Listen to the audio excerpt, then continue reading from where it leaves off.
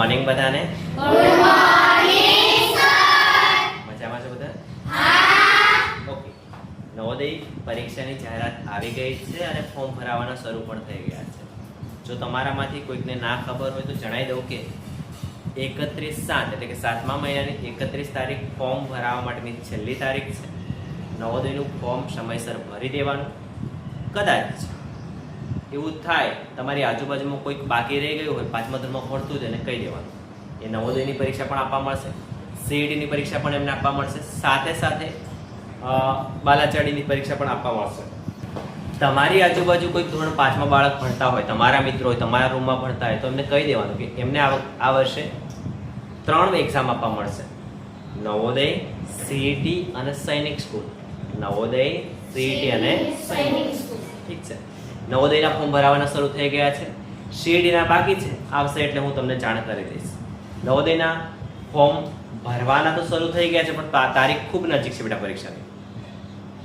28/11 એટલે કે 11મા મહિનાની 28 તારીખ. તો આપણી પાસે માત્ર ને માત્ર 4.5 મહિના ગણીએ તો પણ ચાલે અને 5 મહિના ગણીએ તો પણ ચાલે. આ 5 મહિનામાં આપણે ઘણું બધું ભણવાનું છે, પણ એના સાથે સાથે ખુશખબરી એ છે કે સિલેબસ થોડો ઓછો થઈ ગયો છે.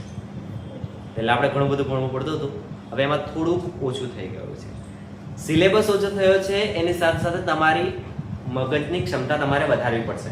મતલબ તૈયાર કરવાની ક્ષમતા, યાદ કરવાની ક્ષમતા, પ્રેક્ટિસ કરવાની ક્ષમતા, આ બધી તમારે વધારવી પડશે. સમજાય છે શું કહું છું?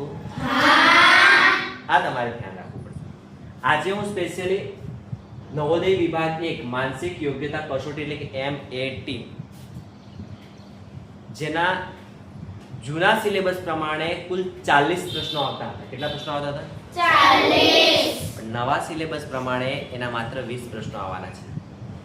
કેટલા પ્રશ્નો આવવાના છે બેટા?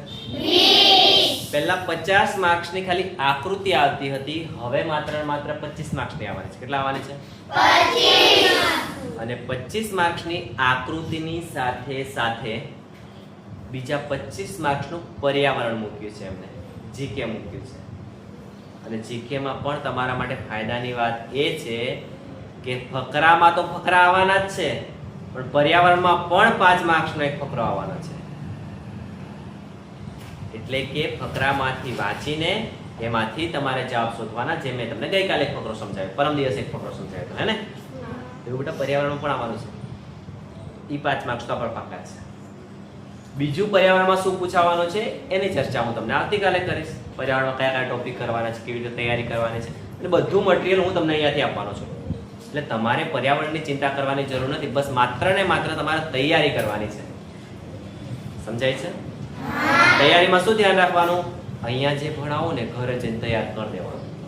જો તૈયાર ના કર્યું મતલબ ગઈ ભેંસ પાણીમાં. ગઈ ભેંસ પાણીમાં. અદાપ મારો ને પેન પેન્સિલ બેટા મૂકી દો.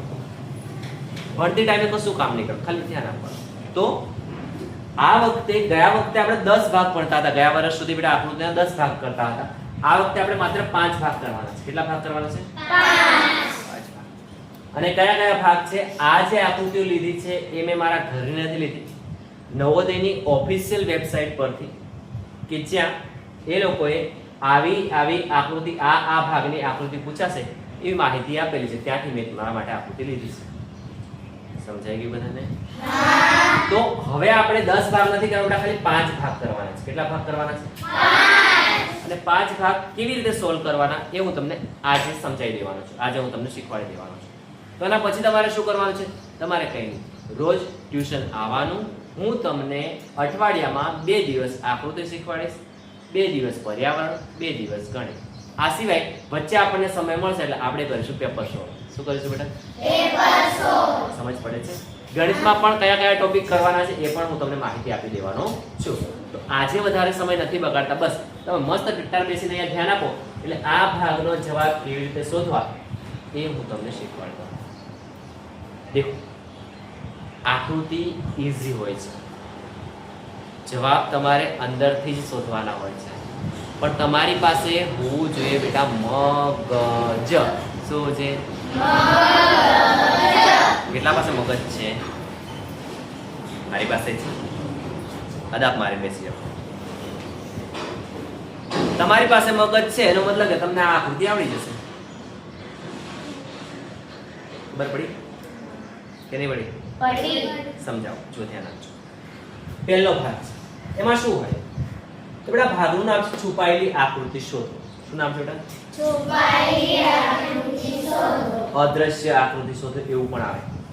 તો સિમ્પલ, આ પ્રકારના જ્યારે પ્રશ્ન આવે ત્યારે બહાર એક આકૃતિ આપેલી હોય, આવી આકૃતિ આપણે A, B, C અને D માં ક્યાંક છુપાયેલી હશે, એને આપણે શોધી કાઢવાની. આ બહાર હાલમાં કોઈ જવાબ નથી બોલવાનો હો, ખાલી હાથ ઊંચો કરવાનો જો આવડી જાય તો. તો બહાર જે આકૃતિ છે એવી આમાં શોધવાની. તમારે આવું અંદર દેખાય છે કે નથી દેખાતું?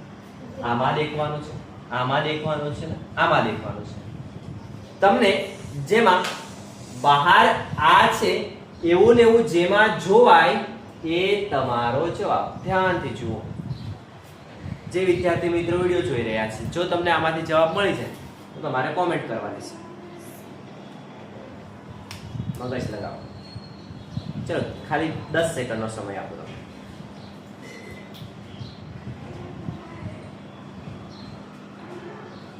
દસ. એમાં પાક્કું બોલે બેટા. બી. પાક્કું. હવે કોઈક સી બોલશે. રીતેશ. બી. બી. ઓકે બોલે બેટા. બી. પાક્કું બી જ છે. હા. સૂર્ય તારું કેવું છે? એ બી. થોડી આ સાઈડ બેટા. પાક્કું બી છે. ધ્યાની. બી. ઓકે થોડી આ સાઈડ બેટા. બોલે બેટા. બી. સોન્યા બી. પાક્કું છે બી? હા. પાક્કું છે? હા. ચાલો ચેક કરીએ. ધ્યાન આપજો. પહેલા તમારે કેન્સલ કરતા આવડી જાય ને ઝડપથી જવાબ આવડે છે. પહેલામાં જો ઓપ્શન એ માં ઊભી લીટી છે, ઊભી લીટી પણ છે ને આડી લીટી પણ છે, વચ્ચોવચ આડી લીટી નથી, એટલે એ ઓપ્શન કેન્સલ. એ ઓપ્શન બેટા કેન્સલ. એ તો આપણો જવાબ આવી શકે નહીં. રેડી? નેક્સ્ટ બી માં જુઓ, વચ્ચોવચ ઊભી લીટી પણ છે, આડી લીટી પણ છે ને વચ્ચે પણ આડી લીટી છે, એટલે બી આપણો જવાબ આવી શકે, પણ ઉતાવળ કરવાનો નહીં. આગળના ઓપ્શન એકવાર ચેક કરી લેવાના. હા નેક્સ્ટ આમાં જુઓ, ઊભી લીટી છે ને આડી લીટી પણ વચ્ચે આડી લીટી નથી, એટલે સી આપણો જવાબ આવે. નહીં. હવે આમાં તો ઊભી લીટી છે જ નહીં, મતલબ આ તો આપણો જવાબ આવી શકે. નહીં. તો કયો ઓપ્શન આવે આપણો? Option B. બોલો. ઈઝી છે કે અઘરું છે? ઈઝી. આવી કુલ આ ભાગની તમને 4 આકૃતિઓ આપવામાં આવશે. કેટલી આકૃતિ આપવામાં આવશે? 4. આવડી જાય કે ના આવડી જાય? આવડી જાય. જો તમને આવી રીતે અંદરથી શોધતા આવડી જાય, મતલબ તમારા 4 આકૃતિના 5 માર્ક્સ પાક્કા. 4 આકૃતિના સાચા જવાબ આપો ને એટલે તમને મળે 5 માર્ક્સ. કેટલા મળે? 5 માર્ક. આયલા હરીશન કરીશન આવું કેવી રીતે બની શકે? 4 આકૃતિના 4 માર્ક્સ મળવા જોઈએ ને. તો કે નવોદય વાળા તમને એક આકૃતિના એક પ્રશ્નના 1.25 માર્ક્સ આપે છે. કેટલા માર્ક્સ આપે છે? 1.25. અને ભૂલે ચૂકે એક ખોટી પાડે ને એટલે 1.25 ગયા. યાદ રાખજો. ઠીક છે? અહીંયા તમારા મગજની કસોટી છે. આમાં ગણતરી નથી. એ લોકો ગાંડા હે. તમને અહીંયાનો જવાબ અંદર આપી દે શોધવાની. પણ આવું ઘણા બધા બાળકોને આવડતું નથી. કેમ નથી આવડતું? કારણ કે તેઓ ધ્યાનથી જોતા નથી, ધ્યાનથી સમજતા નથી, એટલા માટે એમને આવડતું નથી. સમજ પડે લે? હા. ખબર પડી? હા. તો આ આપણે ધ્યાન રાખવાનું છે. મતલબ પહેલા ભાગમાં સમજ પડી બધાને? હા. કેટલા સમજ પડી ગઈ? Rays your hand. ઓકે મૂકી દો. ચાલો નેક્સ્ટ બીજો પ્રશ્ન. આમાં ભાગનું નામ છે આકૃતિ પૂર્ણ કરો. શું નામ છે બેટા? આકૃતિ પૂર્ણ કરો. એટલે શું કરવાનું હોય ખબર? અહીંયા આપણને અધૂરી આકૃતિ આપી હોય, આપણે એને ચોરસ બનાવવાનું હોય, લંબચોરસ બનાવવાનું હોય, ગોળ બનાવવાનું હોય, ત્રિકોણ બનાવવાનું, એવી રીતે પૂરી કરવાની. આપણે શું કરવાનું? આ જે આકૃતિ છે એમાં આને સેટ કરી જોવાની, આને ફિટ કરી જોવાની, આને ફિટ કરી જોવાની અને આને ફિટ કરી જોવાની. જે ફિટ થઈ જાય એવું લાગે એ આપણો જવાબ. ઓકે ફરી સમજાવું છું, ધ્યાન રાખજો. બીજા ભાગમાં તમારે આ જે બહાર અધૂરી આકૃતિ છે એમાં તમારે ચોરસ બનાવવાનું, ત્રિકોણ બને ત્રિકોણ બનાવવાનું, પણ આમાંથી તો ચોરસ જ બનશે. લંબચોરસ બને તો લંબચોરસ બનાવવાનું, ગોળ વર્તુળ બને તો વર્તુળ બનાવવાનું, અને એ વર્તુળ બનાવીને બેટા આટલો ભાગ કવર કરવાનો, અને આમાં ચોરસ બનશે એટલે આવું કરવું.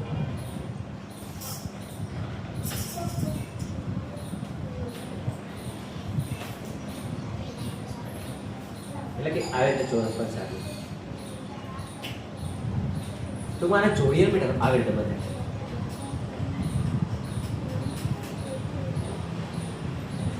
આવી રીતે ચોરસ બને. અને જે નવો ટુકડો મળ્યો, નવો ટુકડો એ આપણો જવાબ. આવો જવાબ શોધી કાઢો. આવો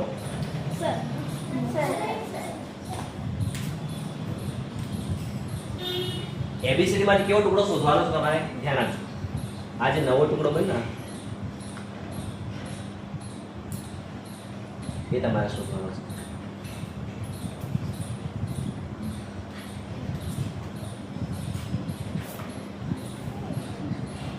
હાથથી દોરી છે બેટા આખું થોડી વાર ચૂકી હોઈ શકે.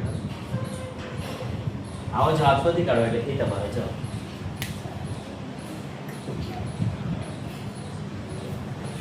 બોલો બેટા એ આવશે કેમ ના આવે? કેમ કે અહીંયા તીર છે અને અહીંયા સીધું છે એટલે આ આવશે. બોલો બી આવશે. કેમ નહીં આવે? નીચે જો નીચે સીડી જેવું છે, આમાં સીડી જેવું નથી, આમાં બે સીડી જેવું જો આવું, અને આમાં એવું નથી એટલે સી પણ આપણો જવાબ આવે નહીં. સી આવશે. કેમ નહીં આવે? આમાં પણ ડબલ સીડી જેવું સેટ થાય છે અને આગળથી આવું છે એટલે આમાં તો આગળથી એવું છે જ નહીં. અહીંયા આવો ભાગ કયામાં બને એવો છે? તો આવો ભાગ બને એવો છે ઓપ્શન ડી માં. થોડી આકૃતિ નાની મોટી છે કેમ કે હાથથી દોરી છે, સમજાય છે? પણ ડી બેટા આપણો સાચો જવાબ છે. કેટલા સમજાય છે? ઓકે, આમાં થોડું ધ્યાન રાખવું પડશે અને આની આપણે ફૂલ પ્રેક્ટિસ કરવાના છે. કેમ? કેમ કે આપણી પાસે નવોદયની પ્રેક્ટિસ વર્ક છે અને આ જે પ્રેક્ટિસ વર્ક છે એમાં આપણે ઢગલાબંધ આકૃતિ આપેલી, લગભગ એક એક ભાગની 50-50 ની આસપાસ આકૃતિ આપેલી છે. એટલી બધી આકૃતિ પ્રેક્ટિસ કરીશું, 50-60 અને પેપર સ્ટેટ પ્રેક્ટિસ કરીશું, આપણે ટેસ્ટ પ્રેક્ટિસ કરીશું એટલે આપણે પાક્કું આવડી જશે. સમજાય છે? નેક્સ્ટ આના પછી ત્રીજો પ્રશ્ન એક આવો છે અને આ ભાગ સૌથી ઈઝી છે. આ તો તમને હું પેન્સિલથી કરતા શીખવાડી દઈશ. રેડી? સિમ્પલ. શું કરો બેટા આ ભાગમાં? દેખો આ ભાગમાં છે, આ ભાગમાં છે, આ ભાગમાં છે, એવું નહીં, આ ભાગમાં કરવાનું. ધ્યાનથી જુઓ, આમાં રાઉન્ડ છે અને આવું છે, એમાં પણ આવું છે અને એમાં પણ આવું છે. આવું ને આવું આપણે આમાંથી શોધવાનો પ્રયત્ન કરવાનો. એમાંથી શોધવા માટે હું તમને સમજાવું, એ ધ્યાન આપજો બધા જ. સિમ્પલ ટ્રીક યાદ રાખવાની. અહીંયા રાઉન્ડ કરતા એક એક લાઈન જોડતા જવાનું. આટલે ગયા પછી અહીંયાથી બનશે આવું. ઓકે, પછી બીજી લાઈન જોડાય. આ બે ખૂણા જોડાયા, આ બે ખૂણા જોડાયા, આ બે ખૂણા જોડાયા, અહીંયા જોડો આ બે ખૂણા. પછી ત્રીજી લાઈન જોડો. આ બે ખૂણા, આ બે ખૂણા, આ બે ખૂણા, મતલબ વચ્ચેથી આડી. ઓકે, હવે મેઈન પોઈન્ટ ધ્યાન રાખવાનું. આ જે વચ્ચે ખૂણામાંથી લીટી જાય છે ને આ બે લીટીને જ અડે છે. આ બે લીટીને અડે છે, આ બે લીટીને અડે છે એટલે આપણે બે લીટીને જ અડાડવાની છે. રેડી? ખબર પડી? હવે એમાં જો તો એમાં તો એવું જ છે, આના જેવું જ છે. જો બી માં જો અહીંયા નથી અડેલી મતલબ બી તો કેન્સલ. બી તો કેન્સલ. સી માં જો અહીંયા અડેલી છે પણ અહીંયા નથી અડેલી, સી પણ કેન્સલ. ડી માં જો અહીંયા અને અહીંયા અડેલી છે, વચ્ચે નથી અડેલી એટલે આ પણ કેન્સલ. તો આપણો સાચો જવાબ કયો ઓપ્શન થાય બેટા? Option A. પાકી પાકું સમજ પડે છે ખરું? હા. કે આમ તો ઓ કરો પડે છે ને બેટા? હા. આટલું આપણે ધ્યાન રાખીએ એટલે ઓપ્શન એ આપણો જવાબ થઈ જાય. આવડી જાય ને? આવડી જાય. આવડી જાય. કેટલા આવડી જાય? ઓકે બેટા, મૂકી દો. ચાલો નેક્સ્ટ ચોથો પ્રશ્ન. આ બી ખૂબ ઈઝી છે. આને કહેવાય પેટર્ન અથવા શ્રેણી. પેટર્ન અથવા શ્રેણી. પહેલા કેવું છે ધ્યાનથી જુઓ. એક ઊભી લીટી હતી તો એક ચોકડી હતી, એક ઊભી ને એક આડી થઈ તો એક ચોકડી એક ગોળ આવ્યું, મતલબ લીટી વધી એમ ચિહ્ન વધ્યું. લીટી વધી એમ ચિહ્ન વધી નેક્સ્ટ લીટી 3 થઈ 1 2 અને 3 1 2 અને તો ચિહ્ન પણ વધ્યા 1 2 અને પહેલા હવે લીટી 1 2 અને 3 છે હવે 4 તો બધામાં 4 લીટી થઈ ગઈ છે હવે બીજું શું ધ્યાન રાખવાનું ચિહ્ન શું ધ્યાન રાખવાનું ગોળ સોરી ચોકડી ચોકડી ગોળ ચોકડી ગોળ ચોકડી ગોળ તો હવે આપણો જવાબ કેવો આવશે કહું તમને ચોકડી ગોળ ચોકડી પછી પાછું ગોળ આવશે શું આવશે બેટા પાછું આમાં જુઓ ચોકડી ગોળ ચોકડી નથી આમાં ધ્યાન રાખજો ચોકડી ગોળ ચોકડી નથી એટલે આ કેન્સલ સમજ પડે નેક્સ્ટ આમાં જોજો પહેલા આવી જોઈએ આપણે ચોકડી શું આવજો બેટા પણ આમાં પહેલા ચોકડી નથી એટલે આ કેન્સલ એટલે આમાં બી જો પહેલા ચોકડી નથી કેન્સલ ડી પણ કેન્સલ ચોકડી ગોળ આ આપણો બોલો આકૃતિ ઈઝી લાગે છે કે અઘરી લાગે છે ઈઝી આવડી જેવું લાગે છે હા આટલા જ ઈઝી રીતે હું તમને નવોદયના બધા ટોપિક ભણાવવાનો છું બેટા કેટલા ટોપિક બધા ટોપિક તમને આવી રીતે સમજ પડી જશે પણ તમારે એક્ટિવ રહેવું પડશે તમારે ધ્યાન દેવું પડશે ખાલી હું ભણાવું એટલું નહીં પણ ઘરે પણ જાતે પ્રેક્ટિસ કરવી પડશે સમજાય છે કે ન સમજ પડતી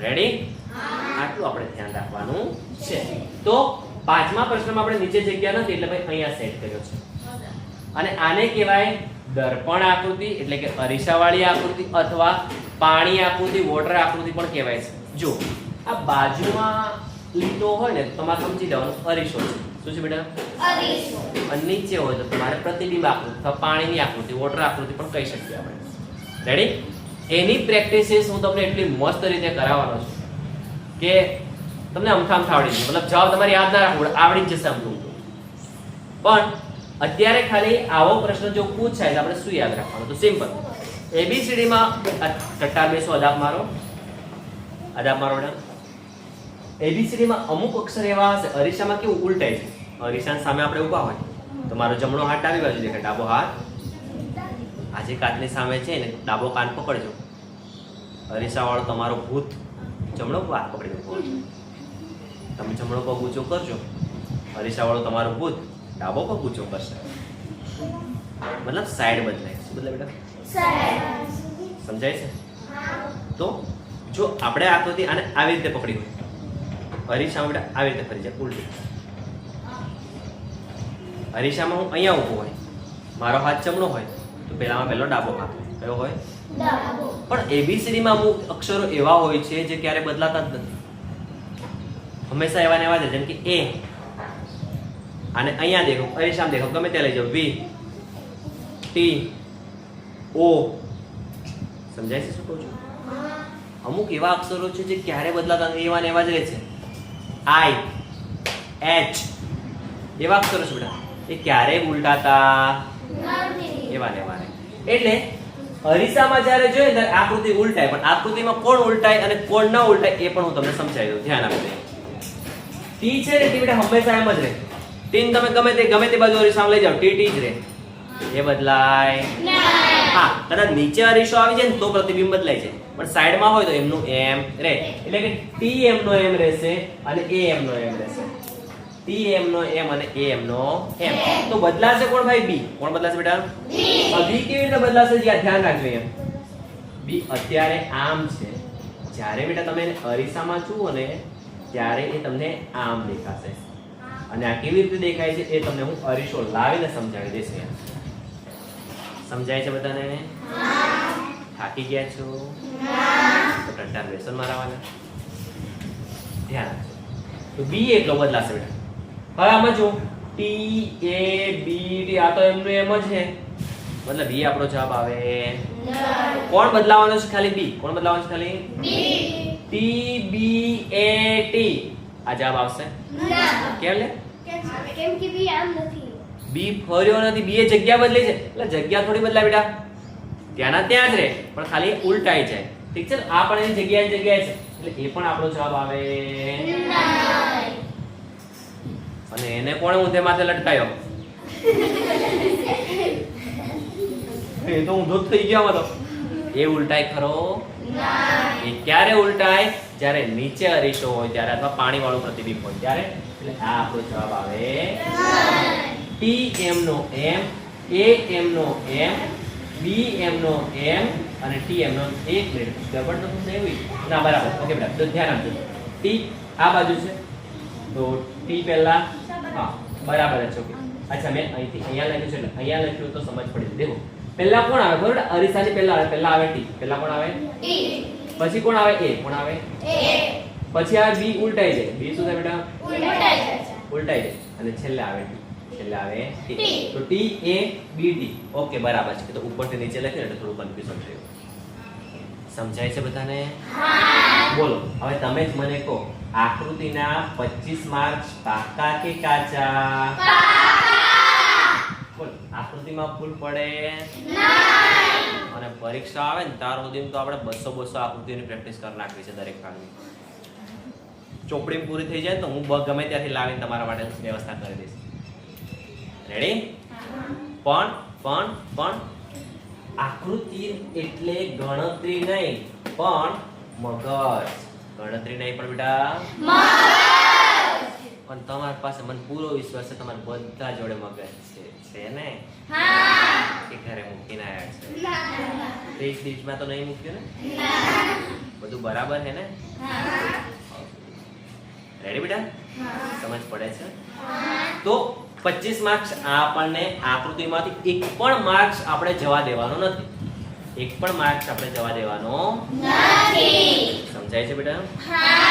આટલું આપણે ધ્યાન રાખવાનું છે. હવે આ જે આકૃતિ મેં તમને સમજાવી છે એવી બીજી આકૃતિની જે PDF છે એ આપણી પાઠ્યપુસ્તક તો તમારા પાસે બધા પાસે છે જ પ્રેક્ટિસ વર્ક તો આજે તમારે આવી વધારે નહીં પણ દરેક ભાગમાંથી ખાલી 5 આકૃતિની પ્રેક્ટિસ કરવાની છે. કેટલી આકૃતિની?